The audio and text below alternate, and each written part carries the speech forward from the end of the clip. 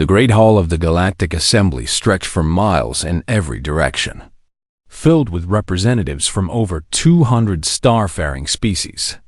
And at its center stood Supreme General Vareth Kell of the Dominion of Kethra, his massive reptilian form casting a shadow across the speaking platform as he prepared to address the gathered delegates. His scales were the color of dried blood, and his eyes burned with the cold fire of a predator who had never known defeat.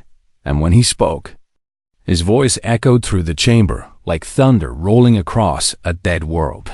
"I stand before you today to announce the final conquest of the Dominion," Vareth declared, his clawed hands sweeping through the air with casual menace. "We have taken 17 star systems in the past decade, and not one has offered meaningful resistance against our warriors." The assembly sat in silence, for they knew the Kethra reputation all too well, and they knew that no species had ever successfully opposed the Dominion's expansion once. Vareth set his sights upon their worlds. "Tomorrow, our fleet departs for the Sol System," Vareth continued, his lipless mouth twisting into something that might have been a smile.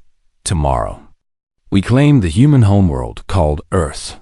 A murmur rippled through the assembly, and several delegates shifted in their seats with obvious discomfort. But none dared to speak against the Supreme General, for such words would be remembered.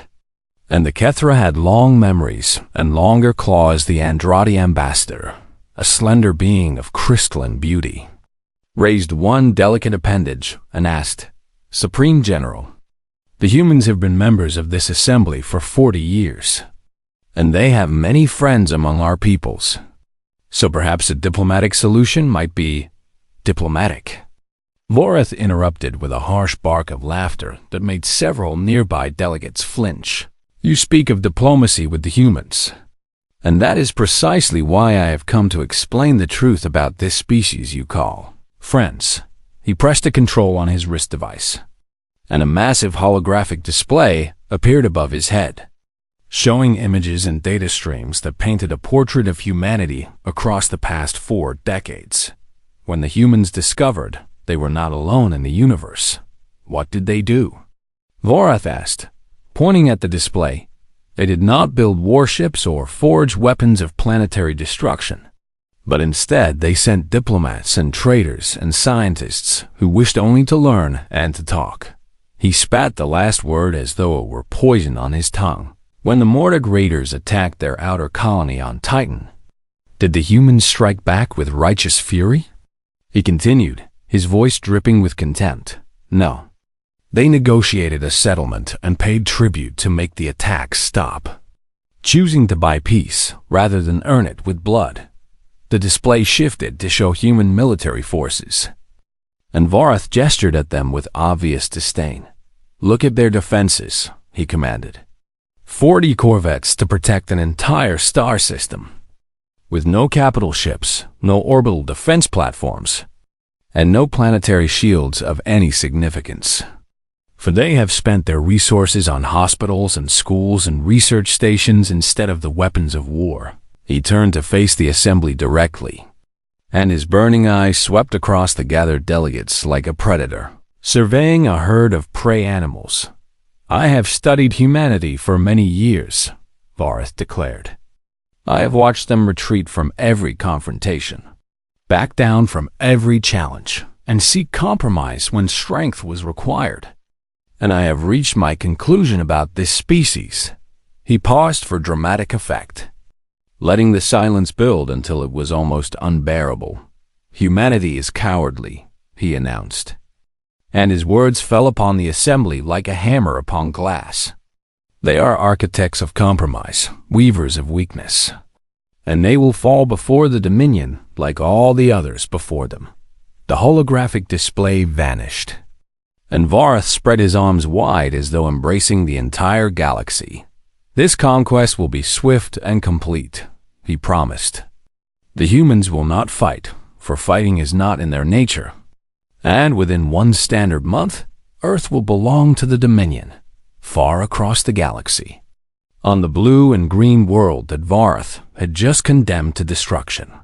A woman named Elena Vasquez watched the broadcast on a small screen in her quarters at the New Geneva diplomatic station. She was 53 years old, with gray streaking through her dark hair and scars on her hands that spoke of battles fought long ago.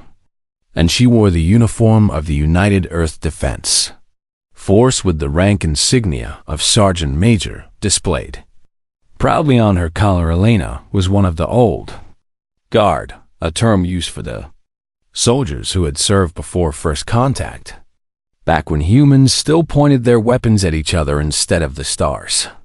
And she had seen things in her youth that the younger generations could not imagine. She had fought in the resource wars of South America, survived the siege of Manila, and watched friends die in conflicts that seemed meaningless now that humanity had access to the unlimited resources of space. But she had never forgotten what she had learned in those dark years. She knew what war truly meant as she watched Vorath Kell declare humanity to be cowards. Elena felt something cold settle into her chest, and it was not fear but recognition. For she had seen that look in the alien general's eyes before. She had seen it in the eyes of warlords and dictators, in the faces of men who killed not for territory or resources, but for the simple pleasure of watching others suffer. And she knew that Vorath did not want Earth to surrender. He wanted Earth to burn. He's going to kill everyone, Elena said quietly to herself, and her hands curled into fists at her sides. Surrender will not save us, and negotiation will not save us. For he wants to prove that his words are true. She stood and walked to her window, looking out at the city of New Geneva spread below her. And she watched the people going about their daily lives with no idea that their world had just been marked for death. Children played in the parks while their parents worked in offices and factories. And somewhere a musician was playing a song that drifted up to Elena's window on the evening breeze. And all of it was beautiful in a way that made her heart ache. These people had grown up in peace, in a galaxy that had seemed full of wonders and opportunities. And they had never known the horror of true war. The kind of war where survival itself hung in the balance. Elena had hoped they would never have to learn. She turned away from the window and began to prepare her equipment, checking her rifle and her sidearm and the combat knife that had been her companion through a dozen campaigns.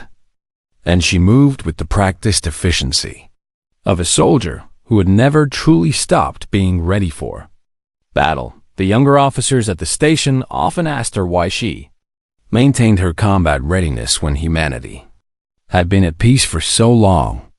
And she had never been able to give them an answer that they understood. Now she knew why she had never stopped training, never stopped preparing, never allowed herself to forget the skills that had kept her alive through the worst that humanity had to offer.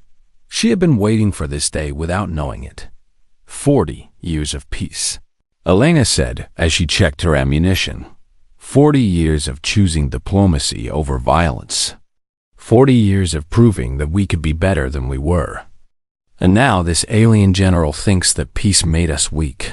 She loaded her rifle with careful precision. He has made a mistake, she continued, her voice growing harder. He has confused our choice with our capability. And he has forgotten that the species who built concentration camps and nuclear weapons did not suddenly lose the ability to be dangerous. Outside her window, the sun was setting over New Geneva, painting the sky in shades of red and gold. And Elena watched the light fade as darkness crept across the world. She had sworn to protect. Tomorrow the Kethra fleet would depart for Earth. Tomorrow the war would begin. And Elena Vasquez would be ready. The Kethra fleet emerged from hyperspace like a swarm of metal locusts descending upon a field of grain. And the people of Earth looked up at their night sky to see 3,000 warships blotting out the stars. Elena stood on the observation deck of the New Geneva station and watched the fleet take position in high orbit. And she counted the ships until the numbers became meaningless, for there were simply too many to comprehend. They brought their entire armada, said Captain Torres. A young officer who stood beside her with terror, barely hidden behind his professional composure. We have 40 corvettes against 3,000 warships. And that is not a battle but a slaughter. Yes, Elena agreed quietly. It is. The first communication from the Kethra fleet came within the hour. And Supreme General Vorath Cal appeared on every screen across the planet with his predatory smile and his burning eyes. People of Earth, he announced. I am Vorath Cal, and I have come to claim your world for the Dominion. So you may choose to surrender now and die quickly. Or you may choose to resist and die slowly. But understand that either way, you will die. Earth's response came from the United Nations Emergency Council, a hastily assembled group of politicians and diplomats who believed that surely there must be some way to negotiate. Some price that could be paid, some compromise that could be reached. Supreme General, the Secretary General began, her voice trembling only slightly. We are prepared to discuss terms, and we believe that a peaceful resolution can be found that satisfies the needs of both our peoples. So please, let us talk before any blood is shed. Vorath's laughter echoed across every broadcast frequency. You wish to talk, he said, and his amusement was terrible to behold. Then let me give you something to talk about. The orbital bombardment struck Snow Paulo without any warning, and 12 million people died in the space of 3 heartbeats as plasma fire rained down from the heavens and turned one of Earth's greatest cities into a crater of molten glass. Elena watched the destruction from the observation deck, and she felt something break inside her as the fireball rose over the horizon like a second sun. Children and parents and grandparents, artists and workers and dreamers, all of them gone in an instant because one alien general wanted to prove a point about human cowardice. Now you have something to talk about, Vorath broadcast to the stunned survivors. You have 1 hour to surrender unconditionally, or another city will burn, and then another, and then another, until there is nothing left of your species but ash and memory.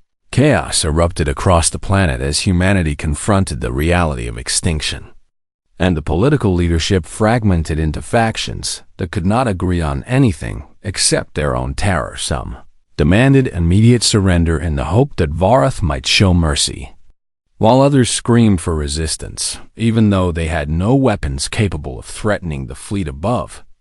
And still others simply fled toward the orbital stations and the colonies beyond.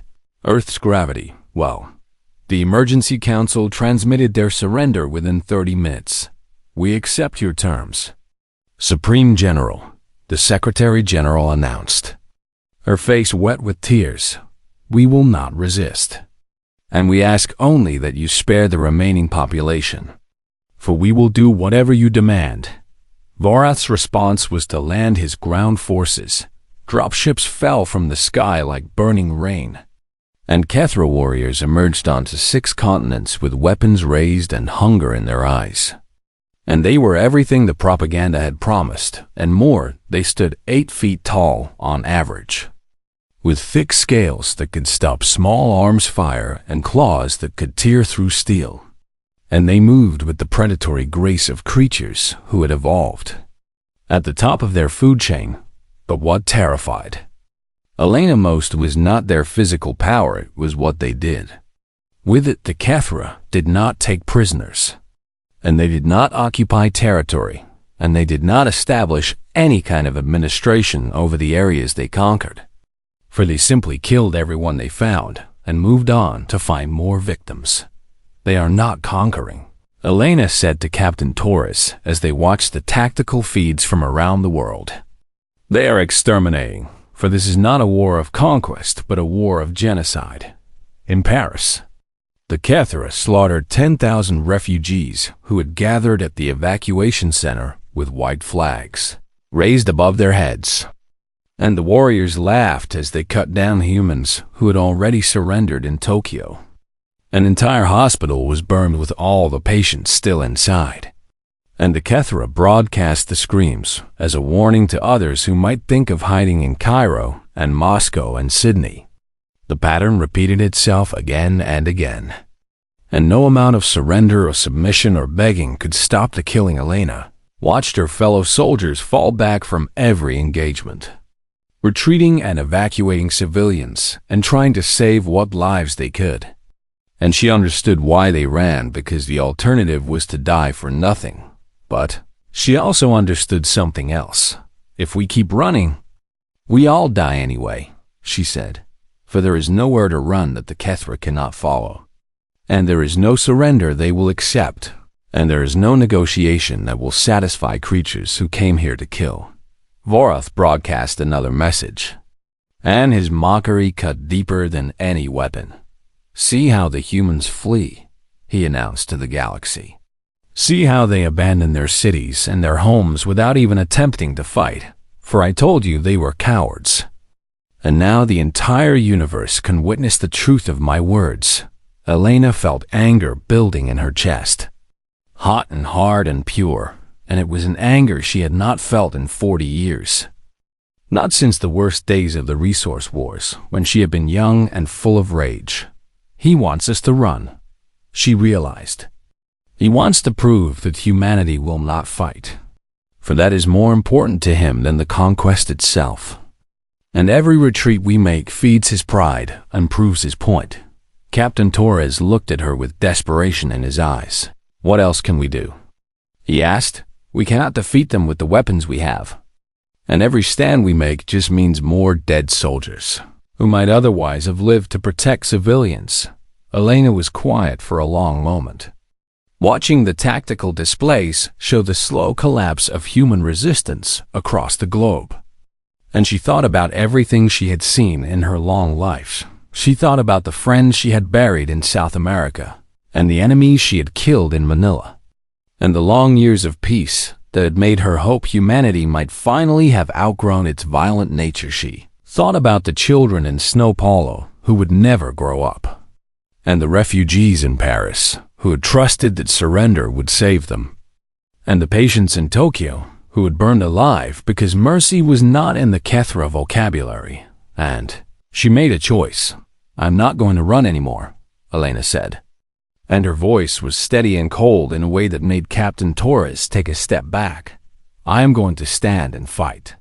And I am going to kill as many of these monsters as I can before they kill me." "That is suicide," Torres protested. "You cannot defeat them alone, and your death will change nothing." Elena picked up her rifle and checked the charge one final time. "Perhaps," she admitted, "but perhaps I can remind humanity of something we have forgotten. For we chose peace 40 years ago because we wanted to be better. But choice is not the same as inability." She walked toward the door, and she did not look back. "We are still the species that built weapons to split atoms and bacteria to destroy cities," she said. "We are still the children of every war we ever fought. And if we are going to die, then let us die as what we truly are." She stepped into the elevator and descended toward the streets below. "Let us die as humans." Elena made her way through the burning ruins of what had once been Berlin, and the city that had survived world wars and cold wars and 100 other disasters now lay broken beneath the boots of alien invaders. She moved like a ghost through the rubble, using every skill she had learned in decades of combat to stay hidden from the Kethra patrols that swept through the streets in search of survivors to slaughter. After 3 days of traveling through the devastation, she found what she was looking for: a communications tower that still had power, still had connections to the global network, still had the ability to send a message that the whole world could hear. Elena climbed the tower in the darkness before dawn, and she rigged the equipment to broadcast on every frequency she could access, both human and alien. And then she spoke into the microphone with a voice that carried the weight of everything she had witnessed. "My name is Sergeant Major Elena Vasquez of the United Earth Defense Force," she announced. "I am broadcasting from the ruins of Berlin, and I have a message for anyone who can hear my words." She paused to take a breath. And when she continued, her voice was iron. "I am not retreating anymore. And I am not surrendering, and I am not running. For I have decided to stand here and fight until I cannot fight any longer. And I am asking any human who can hear this to make the same choice, in his command ship orbiting high above the Earth." Supreme General Vareth Kell heard the broadcast and felt his lip curl in amusement. "One soldier," he said to his adjutant. "One human soldier thinks she can make a difference by refusing to run. But let us show her and the rest of her cowardly species what happens to those who stand against the Dominion." He ordered a battalion of 200 warriors to converge on her position. Elena saw them coming on her portable scanner, and she smiled a smile that had no warmth in it at all, for she had been preparing for this moment for 3 days. And she had not been idle. The first Kethra patrol entered what had been a shopping district, and they moved with the casual arrogance of predators who had never met prey that fought back. And they did not notice the thin wires strung across the street at ankle height. The explosion killed 12 of them instantly and wounded 8 more. And the survivors scattered for cover, only to find that the rubble they hid behind had been rigged with secondary charges. Lena watched through her scope as confusion turned to rage among the Kethra warriors. And she squeezed the trigger of her rifle and put a round through the eye of their patrol leader before relocating to a new position. Contact. The Kethra screamed into their communicators. "We have contact with hostile forces in Sector 7. But Elena was no longer in Sector 7, for she had learned long ago that the key to guerrilla warfare was to never be where your enemy expected you to be. She had spent 3 days mapping the ruins, identifying choke points and kill zones and escape routes. And she had turned the broken city into a maze of death for any Kethra foolish enough to enter. The warriors advanced with more caution now. But caution could not protect them from an enemy who knew the terrain and was willing to use every dirty trick in the book. Elena collapsed a building onto a squad by cutting the support beams with shaped charges. And she poisoned a water supply that the Kethra used to refill their canteens. And she left false trails that led into minefields and ambush sites when the Kethra tried to use their superior numbers to surround her position. She simply vanished into the tunnels beneath the city and emerged behind them to strike at their command elements. "How many humans are we fighting?" the battalion commander demanded of his subordinates. "This cannot be the work of a single soldier." But it was. Elena had learned her craft in the brutal schools of human warfare, where resources were always limited and creativity was the difference between victory and death. And she applied that knowledge now with ruthless efficiency. She killed 47 Kethra warriors before they even confirmed her location. And when they finally pinned her down in the ruins of a collapsed parking structure, she detonated the fuel tank she had hidden there and escaped through a drainage pipe. While they dealt with the inferno, her broadcast continued throughout the battle, transmitted automatically by the equipment she had set up. "They are not invincible," Elena announced to the world. "They bleed and they die just like anything else. And they are not prepared for an enemy who refuses to play by their rules." Vareth Kell listened to the reports from his battalion with growing frustration, for this single human was making his warriors look like fools. And the entire galaxy was watching. "Send reinforcements," he ordered. "Send a full regiment if necessary. But I want that human dead before the sun sets." But as more Kethra forces converged on Berlin, something unexpected began to happen across the rest of the planet. Other humans heard Elena's broadcast in the forests of Canada. A retired sniper named Marcus Chun heard the message on his emergency radio, and he looked at the rifle he had kept maintained for 30 years and made a decision in the mountains of Switzerland. A former special forces team that had been evacuating refugees stopped their retreat and began setting up defensive positions in the high passes in the sewers beneath Moscow. A group of survivors who had been hiding from the Kethra patrols emerged with weapons, scavenged from dead soldiers and fire in their eyes, one by one. Humans stopped running. You told the galaxy we were cowards, Elena broadcast. Her voice raw from exhaustion, but still defiant. You told them we would not fight. And maybe you were right about the people we tried to become, but you forgot about the people we used to be. She reloaded her rifle as Kethra warriors closed in on her position from 3 directions. We are the species that fought each other for 10,000 years. She continued. We are the children of every war and every atrocity and every desperate last stand in human history. And we did not forget how to be dangerous just because we chose to be peaceful. A Kethra warrior burst through a doorway, and Elena killed him with a knife through the throat before he could raise his weapon. You wanted to prove that humanity was weak, she said, pulling her blade free. You wanted to show the galaxy that we would die without fighting. But you made a mistake. She heard more warriors approaching and moved to a new position. You backed us into a corner. And you gave us no choice but to remember what we are, in his command ship. Varath watched the tactical displays with something that might have been the first stirrings of doubt. For his forces in Berlin had suffered more casualties in one day than they had in the entire campaign against the Vardathi homeworld. This is impossible, his adjutant said. She is one human, one old soldier with outdated equipment. And she has killed over 100 of our warriors. Vorath said nothing, but his claws dug furrows in the arm of his command chair on the surface. Elena Vasquez fought on. She was wounded now. A deep gash across her ribs where a Kethra blade had come too close. And her ammunition was running low, and she had not slept in 3 days. But she kept fighting because that was all she had left to give. I do not know if anyone is listening, she broadcast. I do not know if my stand will make any difference. But I know that I would rather die on my feet than live on my knees. She heard the sound of approaching dropships, and she knew that Varath was committing even more forces to destroy her.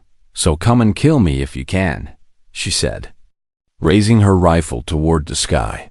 Come and prove that the Kethra are strong enough to defeat one tired old woman. She smiled. And it was the smile of someone who had already accepted death and found freedom in that acceptance. But know that for every one of me you kill, 10 more will rise to take my place.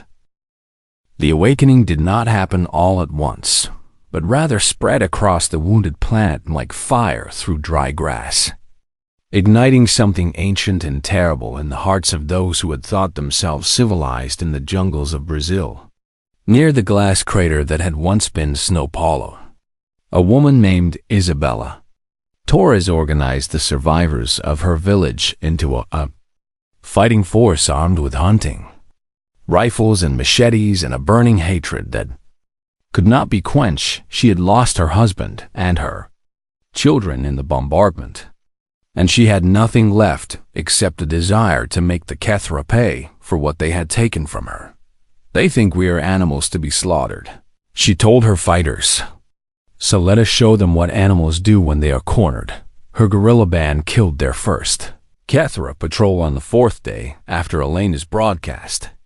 And by the end of the week, they had grown to 300 strong and controlled 50 miles of jungle that no alien warrior could enter safely in the ruins of Chicago.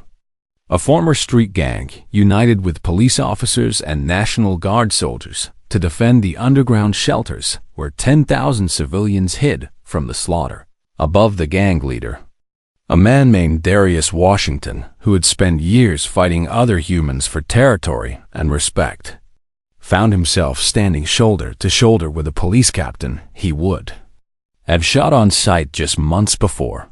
Funny how the world changes, he said as they watched Kethra dropships descend through the smoke-filled sky. Funny how it takes monsters from space to remind us we are all human. The captain replied. They held their position for 9 days against repeated assaults, and when the Kethra finally broke through their defenses, they found only empty tunnels and a building rigged to collapse on their heads in the mountains of Afghanistan. Veterans of ancient wars emerged from villages that had been fighting foreign invaders for thousands of years. And they taught the younger generation the same lessons their ancestors had taught them. The terrain was their weapon, and patience was their shield. And the Kethra learned that some places on Earth had been killing invaders since before the alien warriors were even born. These humans are different, a Kethra commander reported to Vareth Kel.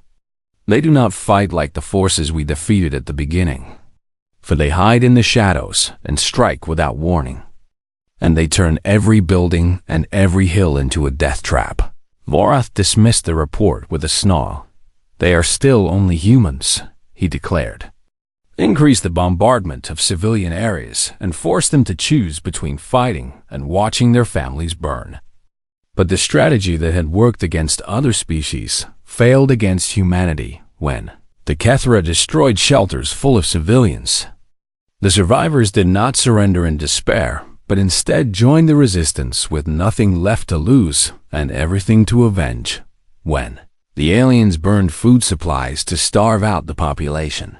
Humans learned to eat things that would poison any other species and continued fighting when the Kethra captured prisoners and tortured them for information. Those prisoners died screaming defiance rather than betray their comrades. I do not understand, Vareth's adjutant admitted.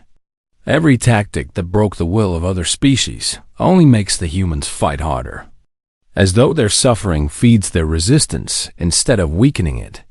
Elena Vasquez had been right about humanity, and Vareth was beginning to understand his mistake. He had confused choice with capability, and he had mistaken restraint for weakness. And now he was learning that the species who had spent millennia practicing the art of war on each other had not forgotten their lessons in Berlin.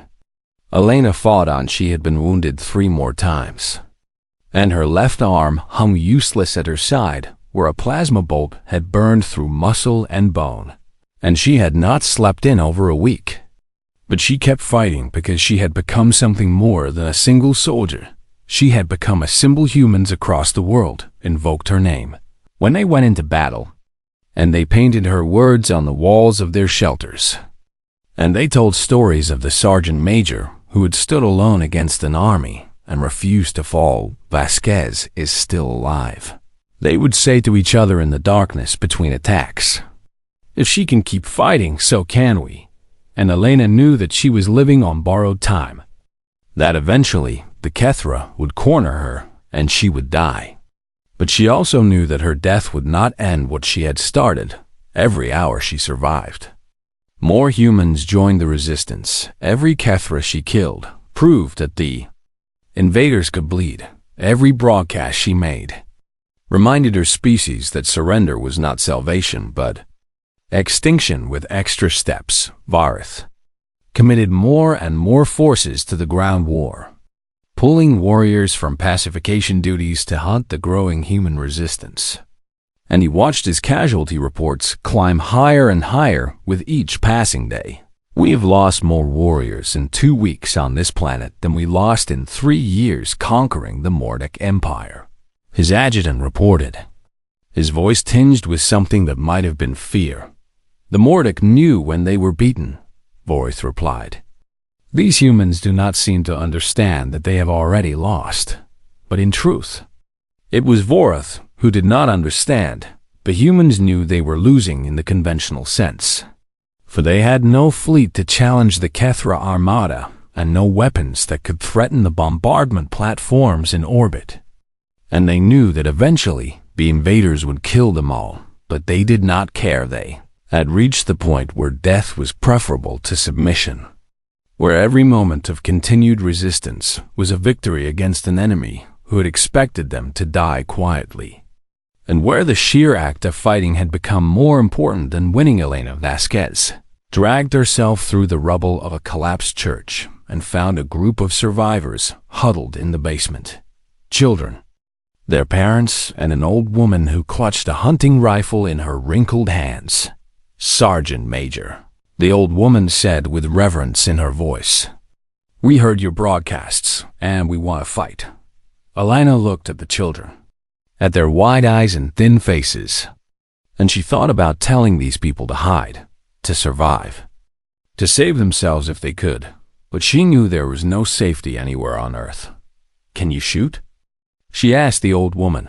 "I was regional champion in my youth," the grandmother replied with a fierce smile. "And my granddaughter here has been hunting with me since she was 6. Elena nodded and handed the woman her spare ammunition. "Then follow me, and I will teach you what I know," on his command ship. Vareth Kell finally made a decision that he had been avoiding since the ground campaign began to falter. "Prepare for planetary bombardment," he ordered. "If we cannot pacify this world through ground forces, then we will burn it clean and claim whatever remains." His adjutant hesitated. "Supreme General, that will destroy most of the planet's biosphere and make it worthless for colonization." "I do not care about colonization anymore," Vareth snarled. "I care about proving that no species defies the Dominion and survives.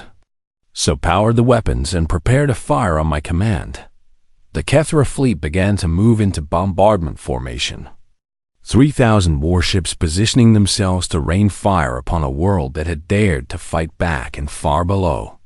On the surface of a planet that refused to surrender, humanity looked up at the sky and prepared to die standing. Admiral Chun Wei stood on the bridge of the UEDF Defiance, the flagship of Earth's pathetic defense fleet, and he watched the Kethra Armada move into bombardment position with the calm acceptance of a man who had already made peace with death. 40 corvettes against 3,000 warships. And every officer in the fleet knew that the mathematics of their situation left no room for hope in the conventional sense. "The enemy fleet will complete bombardment positioning in approximately 2 hours, his tactical officer reported, at which point they will have the ability to sterilize the entire planet's surface. Chun nodded slowly. "And our ground forces?"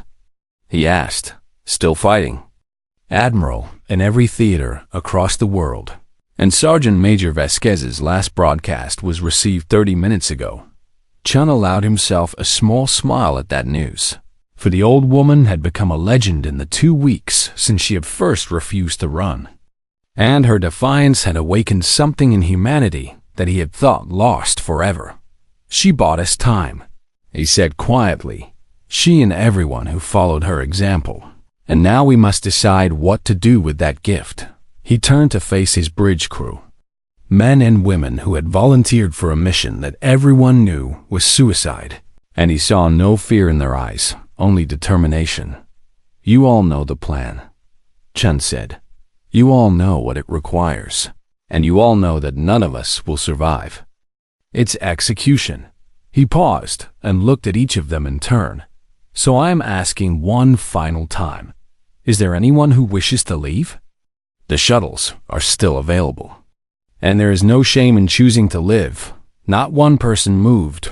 "Very well," Chun said, and his voice cracked slightly despite his best efforts. "Then let us show these aliens what humanity is capable of when we have nothing left to lose." The plan had been developed in secret over the past week, hidden from Kethra surveillance and communicated through channels that the invaders did not even know existed.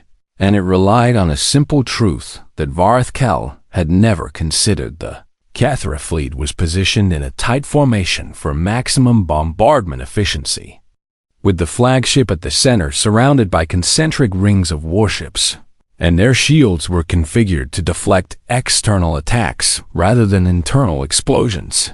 They had never faced an enemy willing to use their own ships as weapons. All corvettes. "This is Admiral Chun." The message went out across the fleet.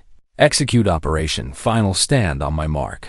Elena Vasquez heard the transmission on her damaged radio as she crouched in the ruins of a bombed-out school, and she looked up at the sky, where she could see the distant lights of the Kethra Armada positioning for the kill. "What are they doing?" asked the old woman, Maria, who had become Elena's second in command over the past days. "Something brave," Elena replied quietly. "Something terrible and brave. In orbit, 40 human corvettes began to accelerate. They did not move toward defensive positions or attempt to engage the enemy fleet at range, for such tactics would have been pointless against such overwhelming numbers.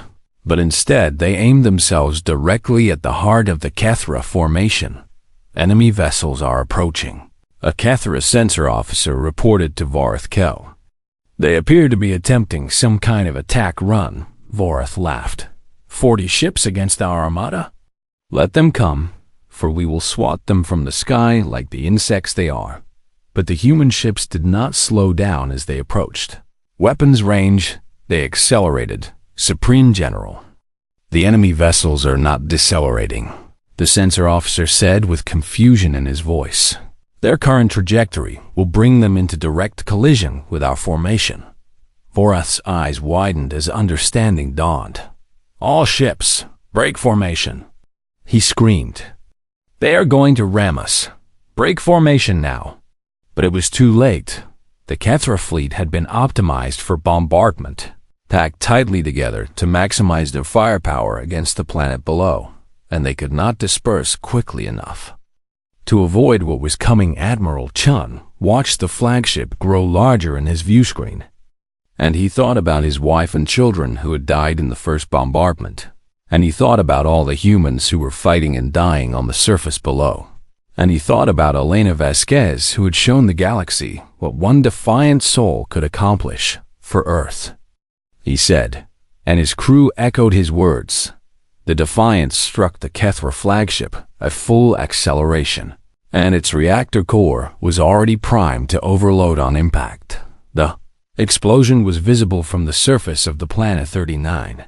Other corvettes found their targets in the seconds that followed, each one piloted by volunteers who knew they would not survive. Each one aimed at the largest and most important ships in the enemy fleet. The chain reaction was devastating. Kethra warships packed tightly together for bombardment became death traps.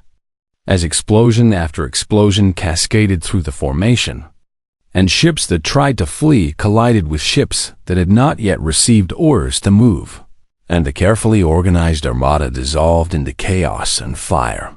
700 Kethra warships were destroyed in 13 seconds on the surface. Elena watched the sky light up with secondary explosions, and she heard the sonic booms as debris began to fall through the atmosphere, and she felt tears streaming down her face for the first time since the war began. They did it, Maria whispered. They actually did it. Elena nodded, unable to speak, for she knew what the corvette crews had sacrificed to give Earth a chance at survival. The surviving Kethra fleet began to withdraw, pulling back from Earth orbit in disarray, as officers struggled to restore order and commanders tried to understand. What had just happened to the most powerful armada in Galactic HFY? Vorath Kell stood in the ruins of his bridge, surrounded by the bodies of his staff, and he stared at the tactical display that showed the remnants of his fleet in full retreat. This is impossible, he said. This cannot be happening. But it wasn't the ground. The Kethra warriors who had been hunting Elena's resistance group received the recall order, and they began falling back toward their dropships with the stunned expressions of creatures who had never experienced defeat. Elena watched them retreat through her scope, and she could have fired on them, could have killed more of the invaders who had murdered millions of her people. But she lowered her rifle instead. Let them go, she said to her fighters. Let them carry the story of what happened here back to their empire. She collapsed among the rubble as the adrenaline finally faded and the pain of her wounds caught up with her. And she lay on her back, staring up at the sky where the fires of battle still burned. Her fighters gathered around her, the survivors who had followed her broadcast and learned to fight under her command, teachers and engineers and students, and the old woman Maria, who still clutched her hunting rifle like a talisman. Did we win? Asked a young man who'd been a university student before the invasion. Elena thought about the question for a long moment. Earth was devastated, with cities burned and millions dead and the infrastructure of civilization in ruins. And the war was not truly over because the Kethra would return eventually to avenge their humiliation, but humanity had survived. We reminded them what we are. Elena finally answered, and that is enough for now. In his retreating flagship, Vareth Kell recorded a final message for the Dominion archives, and his voice was hollow with the weight of everything he had learned. Amend our records on the human species. He said, "They are not cowards as I declared before this campaign, for I was wrong about them in every way that matters." He paused, and when he continued, there was something in his voice that might have been respect or might have been fear. "They are patient." He said, "They chose peace because they wanted to be better than their nature, not because they had forgotten how to be dangerous. And when we threatened their existence, they remembered everything they had tried to leave behind." He looked at the tactical recording of the corvettes accelerating toward his fleet, of ships piloted by crews who knew they were going to die and did not hesitate. "Do not mistake their restraint for weakness," Voreth concluded. "Do not assume their preference for diplomacy means they cannot fight, for I made that mistake and it cost me an armada." The message ended, and Voreth stared at the stars beyond his viewport, at the galaxy that would never look quite the same to him again. Far behind him, on a wounded planet that had refused to die quietly, Sergeant Major Elena Vasquez closed her eyes and finally allowed herself to rest. She had done what she set out to do. She had reminded humanity of what they were capable of when survival was the only option left. And she had shown the galaxy that the species who had spent millennia perfecting the art of war on each other had not forgotten their lessons. The road ahead would be long and hard, full of rebuilding and recovery and preparation for the war that would eventually return. But humanity would face it together, not as the cowards Voreth had named them, but as the survivors they had always been. And somewhere in the archives of the Galactic Assembly, a new entry was added to the official records on the human species. Warning: do not underestimate, and do not corner, for the patient predator is the most dangerous of all.